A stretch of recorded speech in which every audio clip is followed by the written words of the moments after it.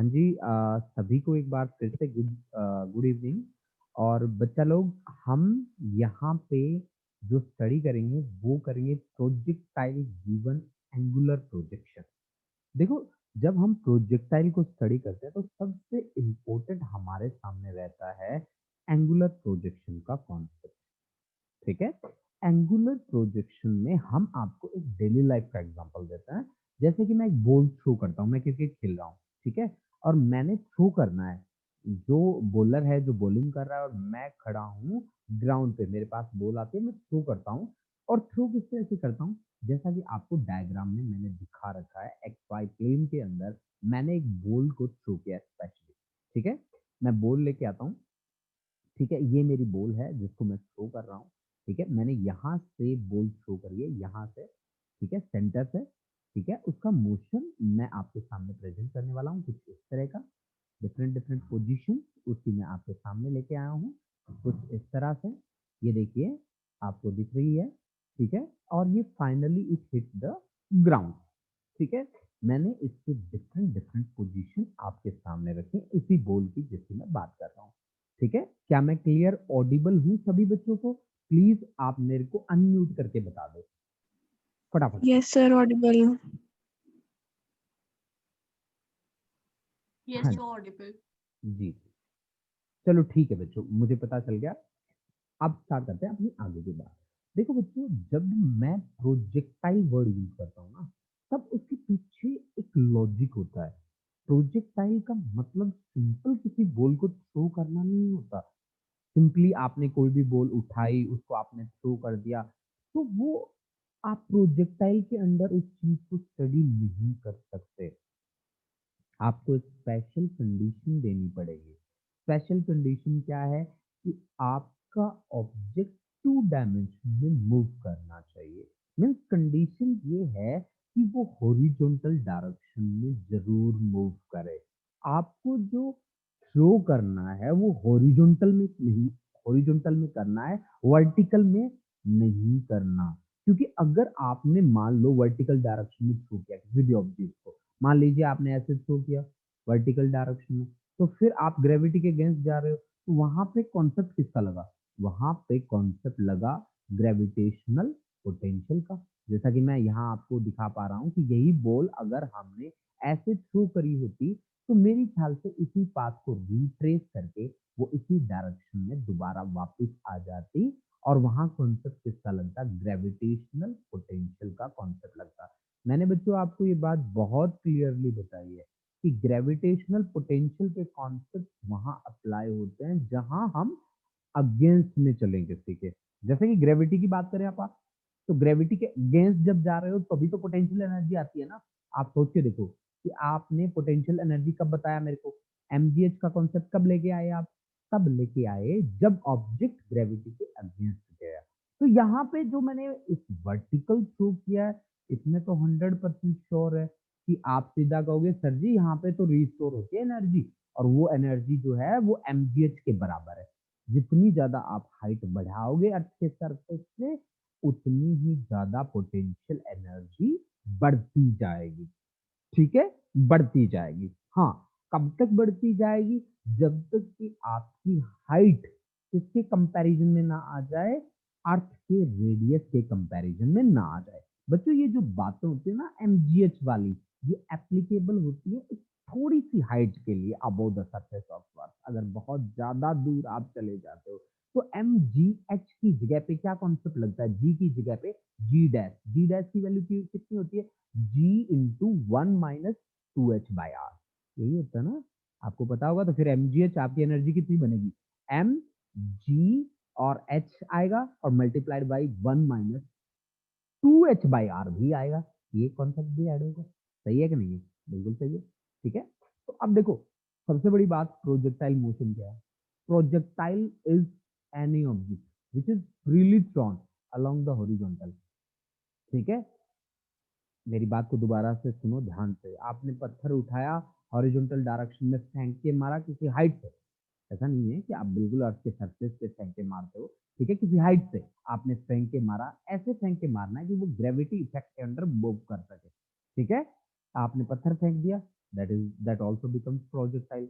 आपने ये बात सुनी है कभी महाभारत में भीम ने 7 हाथी उठा के फेंक दिए थे, वो कभी वापस नहीं आए, ठीक है? तो उनका मोशन कैसा रहा होगा भाई? क्या वो क्या बन गए होंगे? तो उसने उठा के फेंके हैं तो प्रोजेक्टाइल बन गई। प्रोजेक्टाइल बन के कहाँ मूव कर रहे हैं? अर्थ के ऑर्बिट में मूव करते होंगे। ऐसी बातें सुनी है आप लोगों ने? मेरे ख्याल से नहीं सुनी। मैं ही सुनता होता हूँ ऐसी ऐसी बातें। सबसे पहले प्रोजेक्टाइल की बात करते हैं। सबसे पहले मैं इसके बारे में एक स्पेशल बात करूंगा कि इसके बारे में मैं लिख दूंगा 2D। This is 2D motion, यानी कि ये जो मैंने लिया X Y, this is the plane, ठीक है? And the path is, this path is parabolic path actually. I am going to represent you parabolic path में ये हमारा ऑब्जेक्ट मूव किया। ऑब्जेक्ट कौन है? बॉल है हमारी। इसकी जगह पे एक पत्थर भी हो सकता है।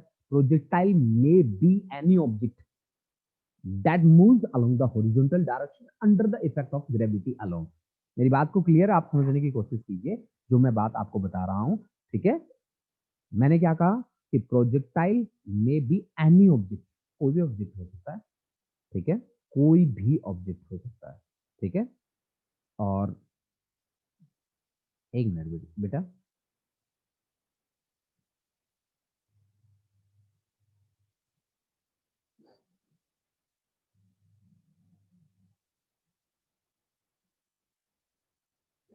देखो बच्चा, हमने क्या कहा कि प्रोजेक्टाइल कोई भी ऑब्जेक्ट हो सकता है जिसको हमने फ्रीली थ्रो किया है along the horizontal direction, along the horizontal direction.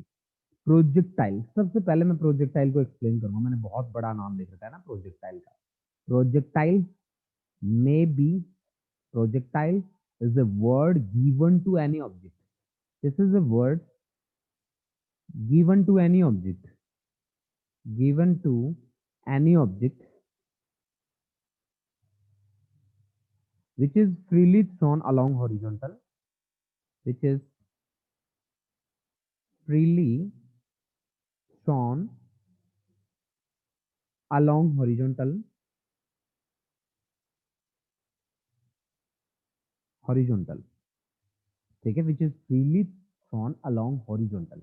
आप अपने दिमाग में ना थोड़ा सा सोच के देखो कि अगर हम किसी ऑब्जेक्ट को फ्रीली थ्रो कर रहे हैं अलोंग द हॉरिजॉन्टल, मतलब पत्थर उठा के फेंक रहे हैं यार, सीधी सी बात है, पत्थर उठा के फेंक रहे हैं हॉरिजॉन्टल डायरेक्शन में, मतलब एक्स डायरेक्शन में। जैसे कि मैंने यहाँ पे एक बॉल का थ्रो किया है, वैसे फ्रीली थ्रो ही तो किया है आपने। कोई इंजन थोड़ी ना लगा रखा है इसमें जो इंजन इसको उड़ा के लेके जा रहा है, नहीं ना। ये ग्रेविटी इफेक्ट के अंडर मूव कर रहा है, ठीक है? Freely thrown along the horizontal and move under the effect of gravity alone, move under, under the effect of, under the effect of gravity alone, gravity alone. अब देखो बच्चा, alone, alone मत करिए भाई, अलोन, ठीक है ना? अलोन, ठीक है? Under the effect of gravity alone. भाई हमारे पास कोई भी ऑब्जेक्ट हो सकता है जिसको हम फ्रीली थ्रो कर रहे हैं और वो ऑब्जेक्ट केवल और केवल ग्रेविटी इफेक्ट के अंडर ही मूव कर रहा है, तो उस ऑब्जेक्ट को हम बोलते हैं प्रोजेक्टाइल। प्रोजेक्टाइल मोशन को हमने स्पेशली कहा है कि दिस इज 2 डायमेंशनल मोशन। अब देखो बच्चा, इसको स्टडी करने का तरीका क्या होता है? जब मैंने ओरिजिन से ऑब्जेक्ट को फेंका, एक बात बताओ, जब मैंने ओरिजिन से ऑब्जेक्ट को फेंका तो इसकी डायरेक्शन क्या थी? मैं आपको इसकी डायरेक्शन रिप्रेजेंट करने वाला हूं। यहां से अगर मैं इसकी डायरेक्शन देखूं तो this should be the direction of initial velocity. यही डायरेक्शन होनी चाहिए इनिशियल वेलोसिटी की, जो मैंने आपको डायग्राम में रिप्रेजेंट करी है। Let us consider that initial velocity is, and let us consider that makes an angle theta with the horizontal direction. Then the horizontal component क्या बनेगा इसका बताओ? ये जिसके साथ होता है एंगल थीटा उसको मिलता है u cos थीटा, जिसके साथ नहीं होता थीटा उसको मिलता है साइन कंपोनेंट, ठीक है? जिसके साथ होता है थीटा उसको मिलता है cos component, then this becomes u cos theta, that is x component of initial velocity, and this is the y component of initial velocity which is u sin theta, ठीक है बच्चा? सभी बच्चों को क्लियर है? This is the initial velocity. Initial velocity के दो component हैं, u cos theta and u sin theta. One most important thing students, I am going to tell you कि direction of weight is always vertically downward. यहां देखिए आप corner में, this is the direction of weight. Direction of weight is always vertically downward ना। This is the direction of weight. यही होता है wait, m into जी। सभी बच्चों को क्लियर है वेट का concept? Weight is actually product of mass and acceleration due to gravity. And mass always, हमारी जो क्लासिकल फिजिक्स है वो कहती है कि mass is always constant, then weight is directly proportional to g। तो कैन वी से कि direction of g is vertically downward? Of course we can say the direction of g is vertically downward. If I want to calculate the horizontal component of g, then I think this should be the horizontal component, and the angle between, किसके बीच में angle? Horizontal और vertical direction के बीच angle कितना होता है? 90 degree का। तो जिसके साथ एंगल होता है उसको कौन सा कंपोनेंट मिलता है? अभी अभी तो कह रहे थे कि कॉस कंपोनेंट मिलता है, and this should be G cos 90 degree. G cos 90 degree. अब कॉस 90 की वैल्यू अगर मैं आपको पूछूं तो आप क्या कहोगे कि सर कॉस 90 की वैल्यू तो जीरो होती है, then this should also be equal to 0। यानी कि हॉरिजॉन्टल डायरेक्शन में एक्सेलरेशन ड्यू टू ग्रेविटी की वैल्यू कितनी है? हॉरिजॉन्टल डायरेक्शन में, हॉरिजॉन्टल डायरेक्शन में एक्सेलरेशन ड्यू टू ग्रेविटी की वैल्यू कितनी है बच्चा? एक्सेलरेशन ड्यू टू ग्रेविटी की वैल्यू कितनी है? ड्यू टू ग्रेविटी की वैल्यू कितनी है बेटा? हॉरिजॉन्टल डायरेक्शन में acceleration due to gravity zero. Means gravity के कारण एक्सेलरेशन क्या होता है हॉरिजॉन्टल डायरेक्शन में? जीरो। एक्सेलरेशन का क्या मतलब होता है? v minus U upon T. आप ऐसे तो लिखते हो कि change in velocity upon time that is equal to zero. तो इसका मतलब क्या हुआ कि v minus U is equal to zero. This means v is equal to zero. मतलब हॉरिजॉन्टल डायरेक्शन में इनिशियल और फाइनल वेलोसिटी बराबर होती है। मीन्स हॉरिजॉन्टल डायरेक्शन में वेलोसिटी आपकी हमेशा क्या रहती है? कांस्टेंट रहती है। Velocity is always constant in horizontal direction. Velocity is always constant in horizontal direction. बच्चा इस बात को चाहे आप रट्टे मार लो इस बात के कि acceleration along horizontal is always zero. Along horizontal is always zero. Horizontal is always zero, is always zero. Acceleration along horizontal direction is always zero बच्चा, हमेशा जीरो होगा। इस बात को चाहे नोट कर लो आप। मतलब आपको ax की वैल्यू हर सिचुएशन में जीरो ही लिखनी है। ax की वैल्यू हर सिचुएशन में आपकी जीरो ही आएगी। मतलब जो एक्सेलरेशन होगा वो वर्टिकल डायरेक्शन में ही होगा। किसके कारण? ग्रेविटी के कारण। ग्रेविटी के कारण एक्सेलरेशन हमेशा वर्टिकल डायरेक्शन में ही होगा बच्चों। ये बात मेरे से चाहे लिखवा लो आप, ठीक है? लिखी दी मैंने, मैं कह रहा हूँ लिखवा लो चाहे, बताओ, है ना? चलो अब बात को आगे बढ़ाते हैं। अब मुझे क्या करना है? इसके मोशन को स्टडी करना है, बॉल के मोशन को स्टडी करना है। तो सबसे पहले मैं क्या करता हूँ, कुछ जगह बना लेता हूँ। ये चीजें आपने नोट कर ली होंगी आई थिंक, ठीक है? हाँ जी, ये चीजें आपने नोट कर ली होंगी, तो मैं आगे बढ़ जाता हूँ, ठीक है? हाँ जी, इन सभी को मैं क्लियर नहीं कर सकता था, कुछ एक को मैं क्लियर कर सकता था, उनको मैंने क्लियर कर दिया बच्चा, ठीक है?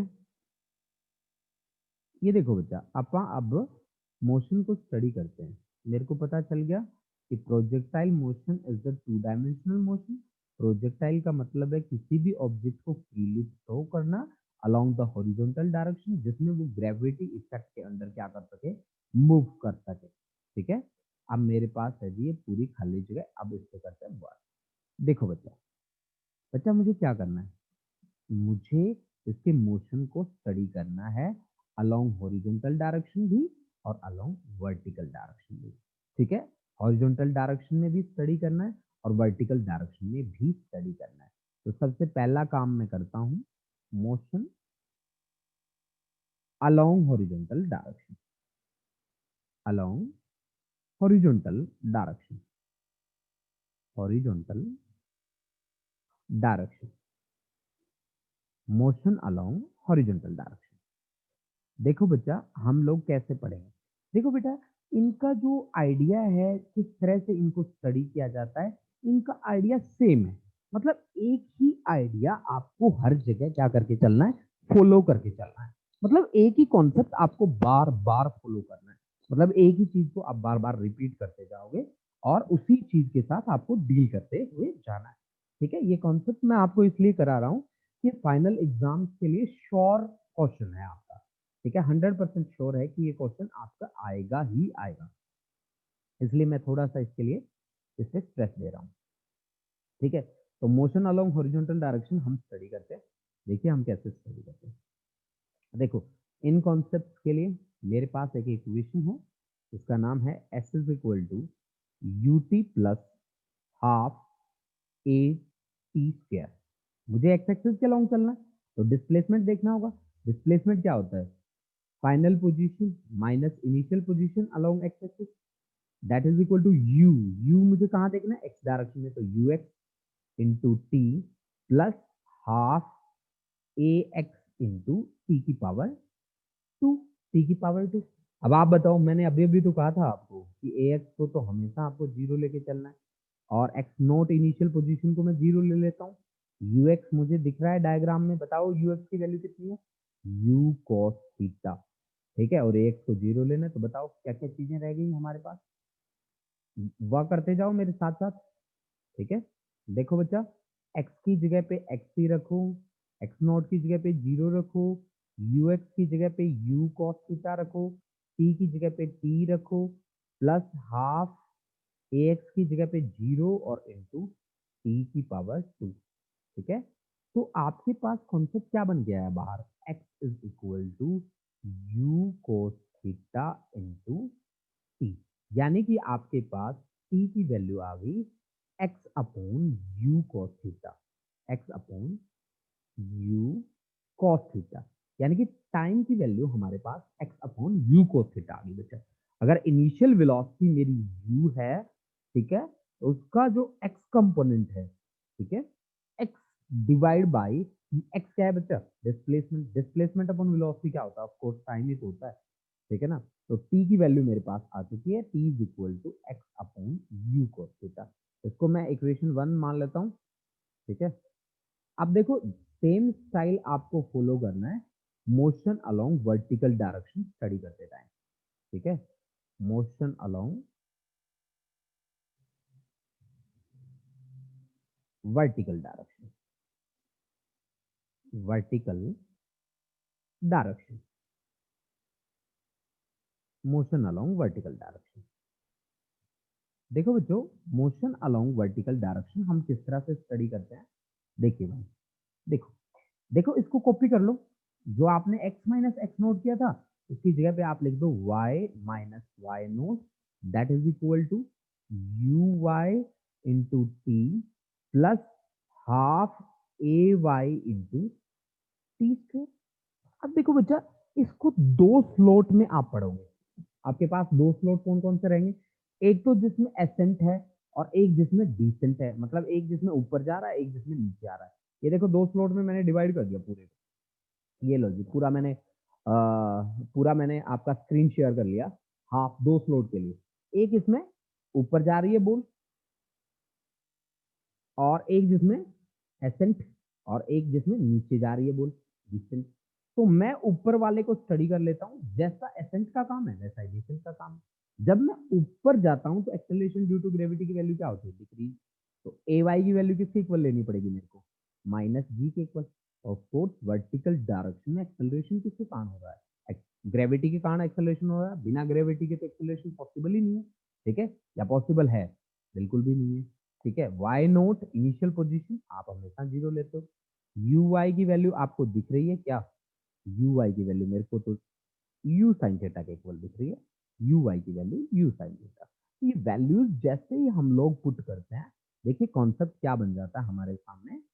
ठीक है, कि y minus Y naught, y की जगह पे y, y नोट की जगह पे जीरो, यू वाई की जगह यू साइन थीटा और इंटू टी, और प्लस हाफ ए वाई की जगह पे माइनस जी और इंटू टी स्क्वायर, यानी कि इक्वेशन हमारे पास बन गई y is equal to you sine theta into t minus half ji into T की पावर 2 माइनस हाफ जी into T square, minus half जी इंटू टी स्क्वायर। ठीक है, क्लियर है सभी बच्चों को? अब टी की जो वैल्यू है वो यहाँ पे पुट कर दो, तो y is equal to you sine theta, T की वैल्यू है x upon you cos theta minus half ji into T square means X square upon you square cos square theta. तो आपके पास u से u cancel हो गया, sine theta upon cos theta tan theta बन गया, y is equal to बन गया x tan theta minus half ji into x square upon you square cos square theta. तो ये जो इक्वेशन आई है ना बच्चा, ये बहुत ही ज्यादा इंपॉर्टेंट है। वैसे हम इस इक्वेशन को ना ज्यादा तवज्जो नहीं देते होते, लेकिन मैं आपको बता दूं कि कंपटीशन के न्यूमेरिकल्स के लिए इक्वेशन बड़ी बेनिफिशियल है। इसको इक्वेशन ऑफ ट्रेजेक्टरी भी बोला जाता है, क्योंकि जो पाथ हमारी बॉल ने ट्रेवल किया है, हमारी बॉल, यहाँ पे उस बॉल का क्या नाम है, प्रोजेक्टाइल। प्रोजेक्टाइल जो पाथ यहाँ पे ट्रेवल करता है ना, उसी पाथ का नाम क्या होता है, ट्रेजेक्टरी होता है। ट्रेजेक्टरी बोलते हैं बच्चा, आप लोग नोट कर सकते हैं आप इस चीज को, मैं बोलता जाऊं वैसे वैसे मेरी बातें भी नोट करते जाना। साथ साथ मैंने लेक्चर को रिकॉर्डिंग पे भी लगाया है, तो आप इसकी भी कोई प्रॉब्लम नहीं है। हम यही लेक्चर थोड़ी देर में, जैसे हमारा लेक्चर ओवर होता है, I will upload it on YouTube. ठीक है, तो आप वहां जाके भी इसको दोबारा से रिवाइज कर सकते हैं, है ना। वैसे जरूरत नहीं पड़ेगी, जो बच्चा मेरे साथ साथ यहाँ पे काम कर रहा है उसको एक बार ही लिखने की जरूरत पड़ेगी, उसके साथ साथ उसका कवर हो जाएगा। ठीक है, अब देखो बच्चा, अब मुझे सबसे पहला काम यहाँ पे क्या करना है, टाइम ऑफ फ्लाइट कैलकुलेट करना है इसके बाद। ठीक है, इसके बाद मेरे को कैलकुलेट करना है क्या, time of flight, time of flight, FLIGHT, flight, time of flight. देखो बच्चा, 2u sine theta by g होता है time of flight, t, t is equal to 2u sine theta by g, ये होता है टाइम ऑफ फ्लाइट। लो मैं आपको पहले ही बता रहा हूँ, तो टाइम ऑफ फ्लाइट हम निकालेंगे कैसे। हमारे पास यहाँ पे टाइम ऑफ फ्लाइट को मैं लिख रहा हूँ capital T, that should be equal to time of ascent plus time of descent. यहाँ पे एक टाइम है जिसमें वो ऊपर जा रहा है और दूसरा टाइम है जिसमें वो नीचे आ रहा है। ठीक है, एक टाइम ऑफ एसेंट और दूसरा है टाइम ऑफ डिसेंट। ठीक है ना, एक टाइम जिसमें वो ऊपर जाता है, दूसरा टाइम जिसमें नीचे आता है, यानी कि 2t is equal to capital T, this is total time of flight. मतलब कैपिटल टी को टोटल टाइम ऑफ फ्लाइट मैंने लिया है, तो स्मॉल टी कितना हो गया बच्चा, t/2। अब देखो बच्चा, आपको यहाँ पे जितना भी कॉन्सेप्ट आप लेके चलोगे, वो वर्टिकल एक्सेस के साथ ज्यादा लेके चलोगे, क्योंकि वर्टिकल एक्सेस ज्यादा फायदेमंद रहेगी आपके लिए। ठीक है, क्यों, क्योंकि यहाँ पे एक्सेलरेशन हो रहा है भाई। तो आपकी इक्वेशन लेता हूं मैं, जो फॉर्मूला आपकी बनाएगी यहाँ पे, v is equal to u plus a, vertical axis वाले इक्वेशन, तो v की जगह वी वाई कर दो, u की जगह पे यू वाई कर दो, प्लस a की जगह पे ए वाई कर दो, और t को t रहने दो। मतलब this is final velocity along y axis, this is initial velocity along y axis, this is acceleration along y axis. तो फाइनल वेलोसिटी क्या होगी, जब वो ग्राउंड पे स्ट्राइक कर जाएगा तब तो जीरो हो जाएगी। और यू वाई की वैल्यू कितनी है, यू वाई की वैल्यू है u sine theta. A y की वैल्यू कितनी है, आप तो केवल और केवल एसेंट डील कर रहे हैं, तो ए वाई की वैल्यू माइनस वी के इक्वल, और इंटू स्मॉल टी की वैल्यू भी हम रख देंगे, कोई बात नहीं। तो यहाँ से जब मैं इसको थोड़ा सा आगे स्टडी करता हूँ, तो फिर मेरे पास इसका मीनिंग आता है कि u sine theta is equal to g into small t. मेरे को क्या चाहिए, मेरे को टाइम ऑफ फ्लाइट चाहिए, स्मॉल टी किसके बराबर है, कैपिटल टी/2। तो g into capital T/2, that is equal to u sin theta. So we can say t is equal to 2u sin theta divide by g। मैंने कहा था ना, मैंने ये फॉर्मूला बनाना है। ठीक है, और मैंने ये फॉर्मूला बना दिया सर। हाँ जी अमरवीर, देखो बेटा, टाइम ऑफ फ्लाइट का क्या मतलब है, यहाँ पे दो तरह का टाइम है। एक जिसमें हमारी बॉल मैक्सिमम हाइट पे जाती है, ये मैक्सिमम हाइट है आपकी h, आपको दिख रही होगी डायग्राम में, एक हाइट पे जाती है और फिर हाइट से ग्राउंड पे फॉल करती है। अब आप देखो, दोनों के दोनों टाइम बराबर है, मैंने यहाँ पे लिखा this is total time of flight, मतलब ये वो टाइम है जिसमें हमारा जो ऑब्जेक्ट है वो एयर में है। This is total time of flight and that is equal to time of ascent and this is time of descent. ये ऊपर जाने वाला टाइम और बॉल के नीचे आने वाला टाइम दोनों बराबर होंगे। मैंने दोनों को स्मॉल टी से लिया है। ये टाइम ऑफ डिसेंट है, टाइम ऑफ डिसेंट। ठीक है बेटा, स्पेलिंग देख लेना बच्चों, स्पेलिंग मिस्टेक हो सकती है। ये टाइम ऑफ एसेंट, ठीक है, ये इस टाइम में ऊपर जाता है, जितने टाइम में वो ऊपर जाएगा उतने ही टाइम में वो नीचे आएगा। That is I can say 2 into small t is equal to capital t. Capital t is the time of flight. तो स्मॉल टी की वैल्यू क्या आती है? कैपिटल टी बाई 2 आती है। Capital t by time of flight का क्या आती है? हाफ आती है। अब आप इक्वेशन देखिए, आपके पास इक्वेशन कौन सी है? v is equal to u plus h. मैंने कहा कि एक्सेलरेशन जो होता है वो वर्टिकल एक्सिस के अलोंग होता है, हॉरिजॉन्टल एक्सिस के अलोंग तो एक्सेलरेशन होता ही नहीं है। तो ठीक है, जितनी इक्वेशन के साथ मुझे डील करने पड़ेगा वो कौन सी इक्वेशन लेनी पड़ेगी? वर्टिकल एक्सिस वाली। तो वर्टिकल एक्सिस के लिए मैंने किया वी बाय, मैंने कहा वेलोसिटी का y component, this is for final velocity, this is for initial velocity का वाई कंपोनेंट, एक्सेलरेशन का वाई कंपोनेंट। तो यहाँ पे finally the ball will hit the ground. If ball will hit the ground, then final velocity along y-axis becomes equal to 0. uy की value है बेटा u sin theta. ay किसके बराबर है? Acceleration along y-axis। आप यहाँ क्या लेके चल रहे हो? इसको माइनस बी के इक्वल। क्यों? क्योंकि आप तो केवल एसेंट से डील कर रहे हो। ठीक है, और स्मॉल टी की जगह क्या लिखूं? Capital t by two. ठीक है, तो कैपिटल टी की वैल्यू मेरे पास आ जाती है 2u sin theta by g be the acceleration due to gravity whose value is 9.8 metre पर second square on the surface of earth. तो आपके पास एक फॉर्मूला बन गया यहाँ पे। वो फॉर्मूला है आपका क्या? 2u sin theta divide by g। This is time of flight. This is time of flight. मेरे पास जो फॉर्मूला बना है वो टाइम ऑफ फ्लाइट के लिए फॉर्मूला बना है and this is most important formula. मेरे पास दूसरा फॉर्मूला बना है जो मुझे बहुत ही ज्यादा अच्छा लगा है। ये ले लो नंबर थर्ड की इक्वेशन। ठीक है, एक है मेरी ट्रेजेक्ट्री की equation, that is y is equal to x tangent theta minus half g into x square upon you square cos of cos square theta. इसको आप नोट कर ले बहुत ही अच्छे तरीके से। एक टाइम ऑफ फ्लाइट के लिए आया है मेरे पास 2u sin theta by g। ठीक है, अब ये टाइम ऑफ फ्लाइट की बात है। अब बात है मैक्सिमम हाइट निकालने। अब हाइट किस डायरेक्शन के अलोंग है? आप देखो किस एक्सिस के पैरेलल है हाइट। आप कहोगे कि सर जी ये हमें साफ साफ वाई एक्सिस के पैरेलल दिख रही है। मुझे भी वाई एक्सिस के पैरेलल दिख रही है। ठीक है, मुझे भी ये वाई एक्सिस के ही पैरेलल दिख रही है। ठीक है ना, वाई एक्सिस के पैरेलल दिख रही है। तो अब मुझे कैसे काम करना चाहिए? किस तरह से काम करना चाहिए इसके साथ डील करते टाइम? ठीक है, तो देखो मैं कैसे डील करूंगा।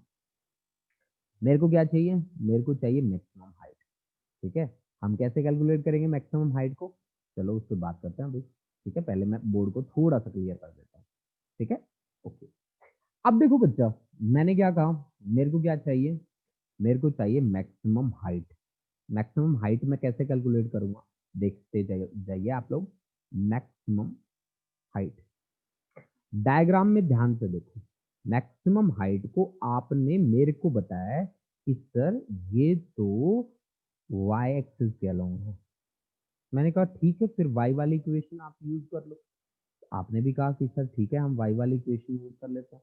तो वाई वाली इक्वेशन को जब मैंने देखा था तो मेरे सामने थी कि y minus Y naught that was equal to you Y into t minus half ji into T square. Sorry मैंने पहले ही रख दिया ए वाई की जगह माइनस जी। ठीक है, आप देख लीजिए ए वाई की जगह मैंने माइनस जी पहले से रख दिया ना। ठीक है, अब देखो बच्चा, मैंने क्या बात करी यहाँ पे? मैंने कहा कि y minus Y naught, y को मैं रख लेता हूँ मैक्सिमम हाइट h के इक्वल। y नोट को जैसा कि हम हमेशा से 0 के बराबर रखते आए हैं। यू वाई की वैल्यू मेरे पास है बच्चा पार्टी यू साइन थीटा। ठीक है, ए वाई की वैल्यू हमने रखी थी भाई। और स्मॉल टी जो है ना, स्मॉल टी वो कैपिटल टी बाई टू के बराबर है। अब कैपिटल टी की वैल्यू कितनी है? 2u साइन थीटा बाई जी। और इसको डिवाइड कर दो 2 से, तो 2 से 2 कैंसिल हो गया। तो ये आपके पास हो गया स्मॉल टी की value u sine theta divide by g. ठीक है, सारी वैल्यूज है ना आपके पास? हाँ, तो वैल्यू पुट करते जाओ और सोल्व करते जाओ, बस। बहुत इजी कॉन्सेप्ट है। ठीक है, बना दो भाई। y की जगह पे रख दो बेटा h, y नोट की जगह पे रख दो बेटा 0, u y की जगह पे रख दो बच्चा u sine theta, small t की जगह पे रख दो बेटा u sine theta divide by g, minus half g into T की power 2 means u square sine square theta divide by g की पावर 2, एक पावर से एक पावर गई। अब ये देखो, ये कॉन्सेप्ट है u square sine square theta by g, और minus half u square sine square theta by g, है ना। 1 माइनस 1/2 कितना हो गया, 1/2, तो u square sine square theta by 2g, this is the value of maximum height. ये हमारे पास equation number 4 बन गई बच्चा, नोट कर लो इसको बहुत ही अच्छे तरीके से। मतलब u square sine square theta by 2g, this is the value of maximum height ना, this is the value of maximum height, so that is equation number 4। Clear है ना भाई? सभी बच्चे यहाँ पे जितने भी बच्चे बैठे हैं, क्या कॉन्सेप्ट क्लियर हो रहा है? बेटा प्लीज एसदीप, कॉन्सेप्ट क्लियर है बच्चे? एसदीप, हाँ जी एसदीप बच्चा, हाँ जी अमन बच्चे, अमन, हाँ जी सर, क्लियर है। ठीक है बेटा, ठीक है। Amarveer, yes sir, clear. Harleen बच्चा, Harleen, yes sir, clear. Very good. Jasleen, clear sir. Kiran, Clear. And Maninder, Maninder, Clear, sir. Navdeep, Clear, sir. Pahul, हाँ जी sir, clear. Romika, clear sir. Vanshika, Clear, sir. एक सहज की कमी रहेगी भाई है ना चलो आगे बढ़ते हैं। देखो हमारे पास, सर, हाँ जी बेटा बोलो। सर थर्ड इक्वेशन से ये इजिली ड्राइव हो जाएगा। कौन सा? सर ये हाँ, मैक्सिमम हाइट वाला। और क्या, थर्ड इक्वेशन का यूज हुआ है बच्चे इसमें, टोटली नहीं सर, थर्ड। आपने सेकंड किया है, s is equal to u t plus half A T square वाला। सर हाँ, p square minus q square is equal to 2as वाली उससे भी हो कर दिया आप लोगों ने सॉल्व? अरे दैट्स हाँ गुड। जी सर, मैंने किया है वो इजी है इससे। हाँ कर लो बच्चा। देखो बेटा, आपका अगर स्टेप आपके बिल्कुल सही है ना, तो आपको मान लो जलंधर जाना है, तो अमृतसर होके भी तो जा सकते हो ना, है ना। आप हो सकता है होशियारपुर होके चले जाओ, लेकिन हमारी मंजिल एक है ना, ठीक है हमने देखो भाई, मेरा जो कॉन्सेप्ट था, मैंने वो आपकी वाई एक्सिस वाली इक्वेशन यूज करके कर लिया। अगर आप लोग कोई और अनदर इक्वेशन यूज करके करना चाहता है, v square minus u square is equal to 2x, कर लीजिए, कोई बात नहीं, ठीक है ना बच्चा? ठीक है मनिंदर? Yes sir. हाँ जी बच्चा, चलें आगे बढ़ जाएं। Yes sir. ओके बेटा, देखो बच्चा, अब मेरे को किसके साथ डील करना है? अब मेरे को डील करना है बच्चा, हमारा कॉन्सेप्ट चलेगा किसके लिए? हमारे पास मैक्सिमम हाइट आ चुकी है, टाइम ऑफ फ्लाइट आ चुका है, अब मुझे कॉन्सेप्ट करना है हॉरिजॉन्टल रेंज के लिए, हमें वर्क करना है रेंज के लिए, ठीक है। तो देखिए हम किस तरह से उस कॉन्सेप्ट को अप्लाई करेंगे यहाँ पे, और किस तरह से उसके साथ डील करेंगे बेटा, ठीक है। तो सभी बच्चे बहुत ही ध्यान से देखें, ठीक है। देखो कैसे हमें वर्क करना है। देखो बच्चा, मेरा कॉन्सेप्ट है, अब वो कॉन्सेप्ट है horizontal range, horizontal range. Horizontal range का मतलब है कि मैंने हॉरिजॉन्टल डायरेक्शन में कितना डिस्टेंस ट्रेवल किया।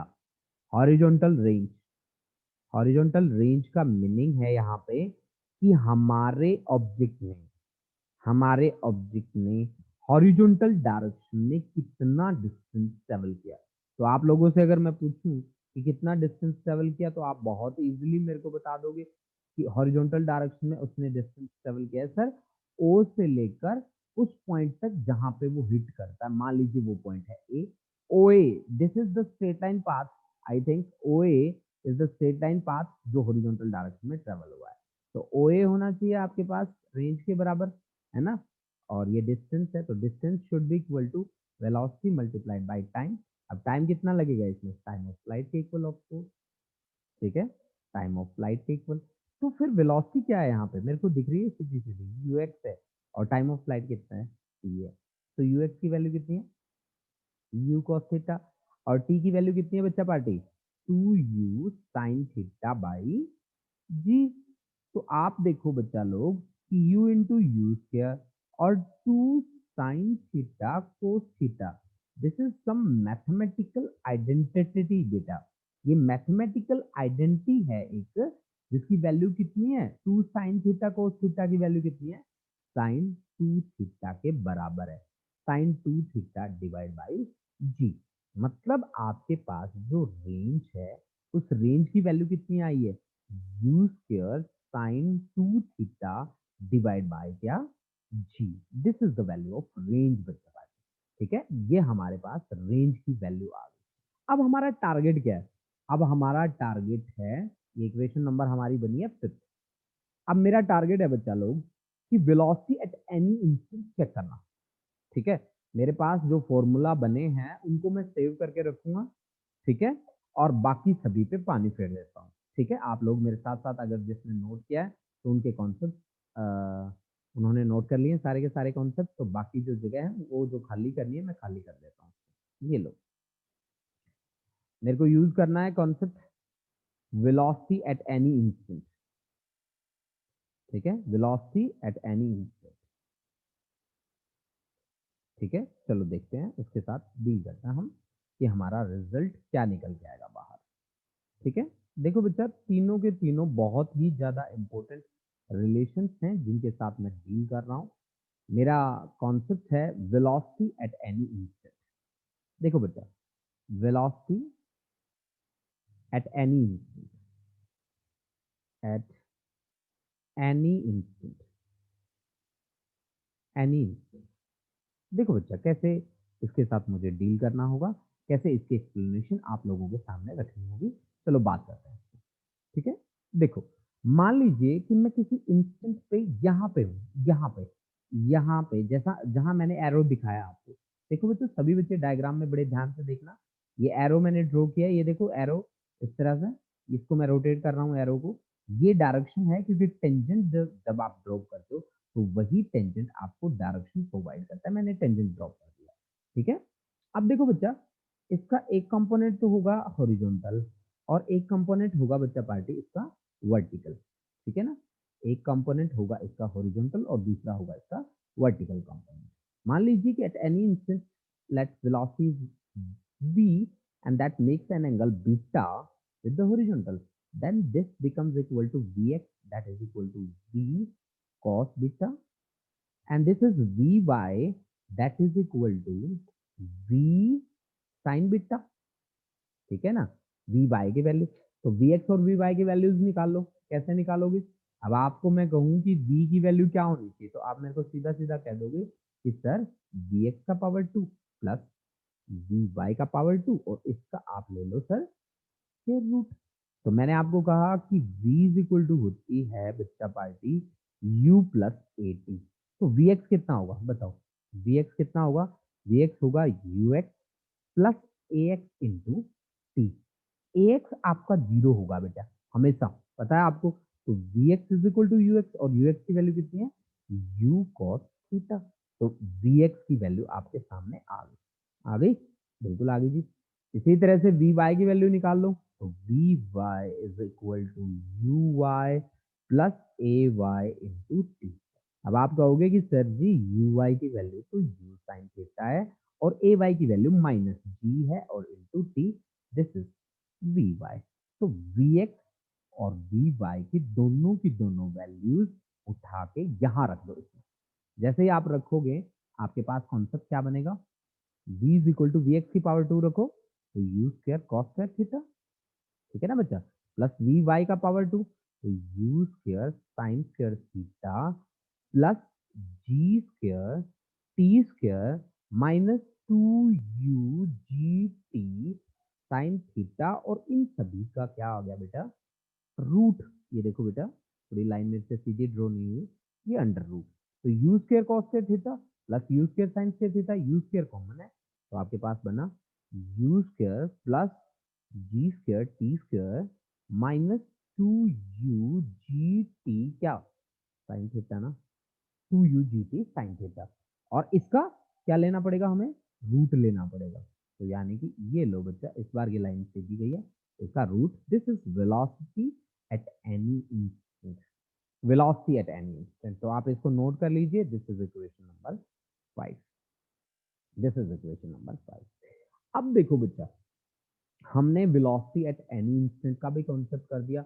अगर यहाँ से आपको स्लोप निकालना है, means you want to calculate the value of tangent beta, tan जहां पे भी आए आप सीधा सीधा समझ जाना कि मैं स्लोप की बात कर रहा हूँ।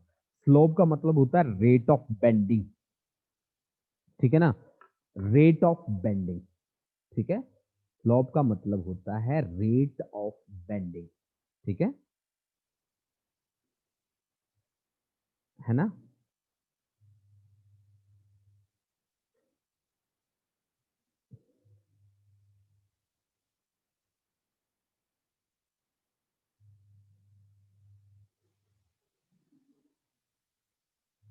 हाँ जी, मैंने कहा स्लोप का मतलब होता है रेट ऑफ बेंडिंग की बात कर रहा हूँ मैं, ठीक है। अगर आपसे स्लोप पूछ रहा है तो टेंजेंट बीटा आप निकाल दो। टेंजेंट बीटा अगर यहाँ से आप निकालोगे तो हमेशा आपके पास v y divide by v x के इक्वल आएगा। तो इसका मतलब है कि टेंजेंट बीटा की वैल्यू कितनी आ गई, वी वाई की वैल्यू बताओ कितनी है भाई। देखो यहाँ पे वी वाई की वैल्यू कितनी है, u sine theta minus g T है ना, हाँ, और डिवाइड बाई क्या है भाई, वी एक्स की वैल्यू कितनी है भाई, वी एक्स की वैल्यू है u cos theta, u cos theta.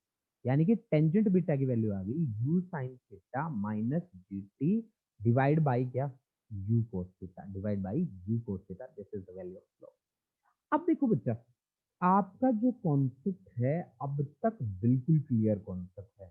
इस कॉन्सेप्ट में आपने डिफरेंट डिफरेंट वैल्यूज निकाली हैं, जिसमें आपके पास टाइम ऑफ फ्लाइट की value 2u sine theta by g आई है, ठीक है। टाइम ऑफ फ्लाइट की वैल्यू कितनी आई है, 2u साइन थीटा बाई जी, जिसमें रेंज की वैल्यू आपके पास कितनी आई है, रेंज की वैल्यू आई है आपके पास u square sine 2 theta by g, u square sine 2 theta by g. मैं लिख देता हूँ, range is u square sine 2 theta by g. अच्छा, रेंज की वैल्यू आ गई। हाइट की वैल्यू कितनी आई है, हाइट की वैल्यू आई है u square sine square theta by 2g, by 2g। ये आपके पास तीन महत्वपूर्ण वैल्यूज आई हैं, बहुत ही इंपॉर्टेंट रिलेशन है ये बच्चा। इन तीनों के तीनों रिलेशन पे बहुत ज्यादा न्यूमेरिकल आते हैं, रेंज पे, हाइट पे, टाइम ऑफ फ्लाइट पे। तो आप इन चीजों को बहुत ही अच्छा प्रिपेयर करके चले। आपके टिप्स से होना चाहिए ये फॉर्मूला कि आपको time of flight 2u sine theta by g होता है, आपके सामने टाइम ऑफ फ्लाइट की वैल्यू होती है 2u sine theta by g, range की वैल्यू होती है आपके सामने, और आपके पास होता है मैक्सिमम हाइट का फॉर्मूला, ठीक है। मैक्सिमम हाइट का भी फॉर्मूला आपके सामने रहता है। तो ये तीनों की तीनों वैल्यूज आपके लिए बहुत ही ज्यादा मैटर करती होती है। अब देखो हमें थोड़ा सा अल्टरेशन करना है। हाँ जी अमरवीर बोलो बच्चा, बोलो बेटा। सर सबसे पहले जो हमने फाइंड किया small t is equal to x by u cos theta, हाँ और हाँ फिर हाँ, हमने t स्मॉल t फाइंड किया u sin theta by g। जी ये जी दोनों जी। वैल्यूज अलग अलग क्यों आई हमारी? देखो बेटा, हमने वो जो टाइम यहाँ पे जिस टाइम की बात करी हमने हमने कहा कि that is the small t, है ना, x upon u cos theta, and that we have studied for only horizontal direction, है ना। हमने हॉरिजॉन्टल डायरेक्शन, क्योंकि हमारे पास x फिक्स है ना बच्चा यहाँ पे, और u कोस थीटा फिक्स है, that is you are talking about only horizontal component, not for vertical component, है ना। आप एक बात देखो कि हम जहां काम कर रहे हैं वो है मेरा 2 डायमेंशनल मोशन, और आपने यहाँ पे बात किसके लिए करी है, आई थिंक 1D के लिए बात करी है। That is the difference between these two, ठीक है, that is the difference between these two, ठीक है बच्चा, मेरी बात क्लियर है कि हाँ जी यहाँ सर। जो मैंने कैपिटल टी की बात करी है that is 2u sine theta by g, this is for 2 dimension ना बच्चा, ये 2 डायमेंशन के लिए बात हो रही है। जबकि मैंने यहाँ जब बात करी है ना that is for 1D, 1D actually I am going along the horizontal direction na.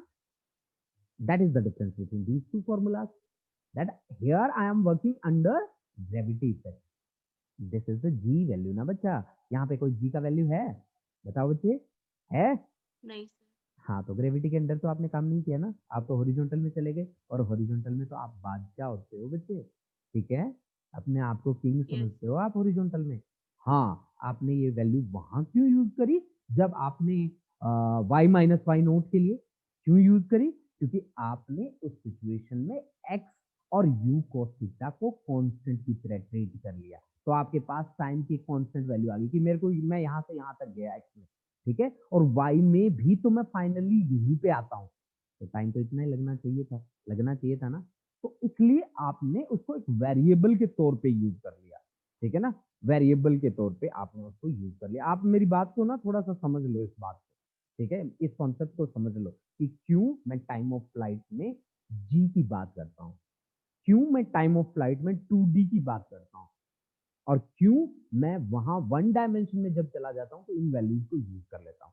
देखो बच्चा, आपने मोशन इन 1 डायमेंशन अलग कॉन्सेप्ट यूज किया, और 2D के लिए कॉन्सेप्ट आपका ये हुआ, बस इतना सा डिफरेंस समझ लो आप, कि 1D की बात ये थी और 2D की बात आपकी ये थी, और आपको डील किसके साथ करना है, 2D के साथ, ठीक है, दैट्स इट। चलूं आगे अब? हैं जी बच्चों, चलूं Sure, बेटा? sir. अमरवीर, कॉन्सेप्ट क्लियर है ना बच्चा? हाँ जी सर। मेरी बात है ना इतनी सी है कि ये 2D के लिए, ये 1D के लिए, बस इसमें मैंने और कोई फालतू घुमाना नहीं है आपको, बस इतनी सी बात, ठीक है? आगे बढ़ते हैं बच्चा, आप लोग सभी देख रहे हो कि हमने ये एंगल थीटा लिया है। आपका क्वेश्चन हो सकता है, सर आप ये एंगल थीटा ले लो ना, आप ये भी तो कह सकते हो, सर आपने ना ये एंगल थीटा क्यों लिया, आप ये एंगल ऊपर वाला एंगल ले लो। तो अब मेरे पास यहाँ ये जो एंगल बचता, इनके बीच एंगल कितना है एक्चुअली, 90 डिग्री।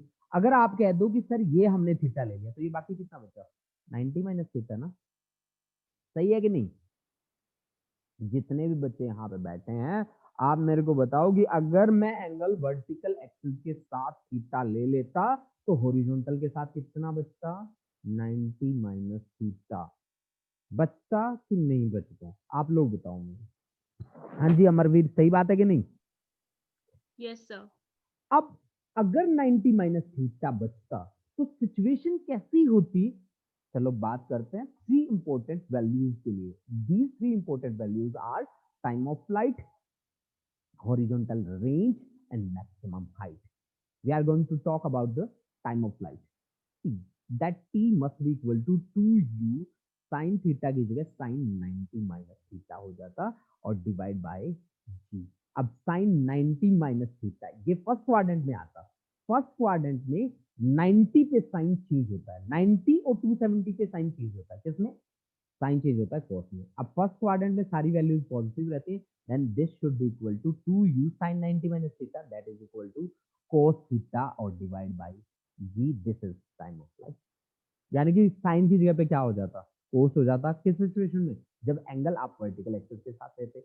अब रेंज की बात कर लो जी, range that is equal to, range क्या है, u square sine 2 theta, 2 theta की जगह क्या रखना है, 90 माइनस थीटा, और डिवाइड बाय कितना, g। तो ये बन गया आपके पास u square sine 90 into 2 180 minus 2 theta. अब 180 माइनस 2 थीटा, 180 माइनस मतलब कौन से क्वाड्रेंट में है, सेकंड क्वाड्रेंट में है। आपको पता है ना, क्वाड्रेंट रूल सभी बच्चों को आता है।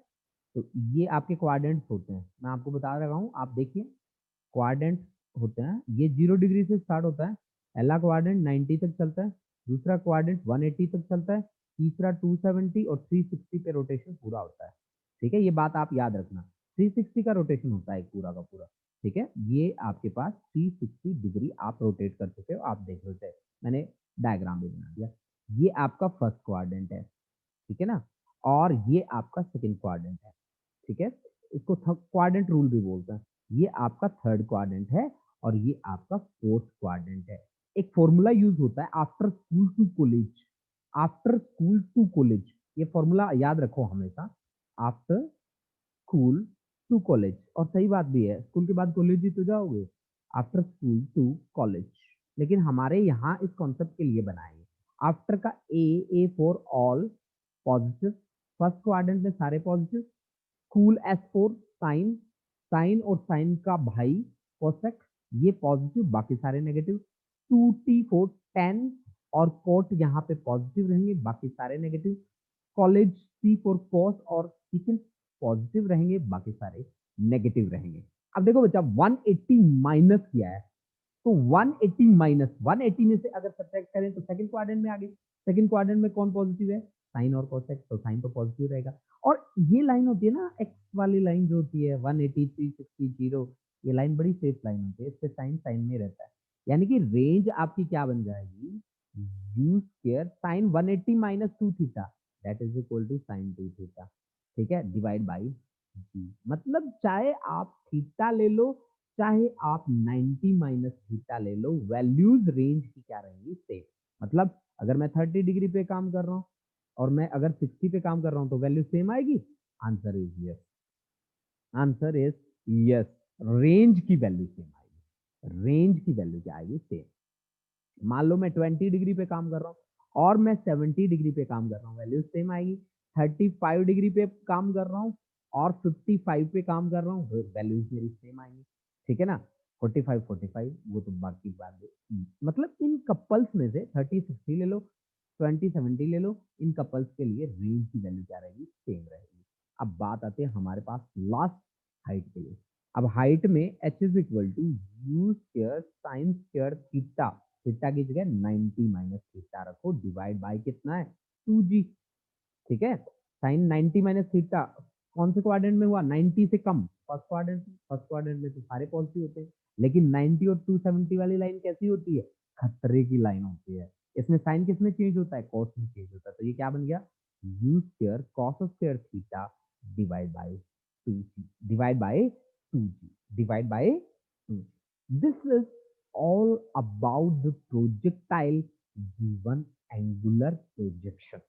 तो ये हमारे पास था एंगुलर प्रोजेक्शन के लिए आर्टिकल। बच्चा लोग जितने भी बच्चे यहाँ पे ऐड हैं मेरे साथ, मैं अभी इसको अपलोड करने वाला हूँ YouTube पे, तो आप इसको रिवाइज भी कर सकते हैं YouTube पे जाके। और आज हम एक नाइट कैंप भी करेंगे जिसकी टाइमिंग अब हुआ है 7:30, हम लगभग 8:30 to 10 o'clock तक हमारा टाइम रहेगा उसके लिए, कैंप के लिए, नाइट कैंप के लिए। उसकी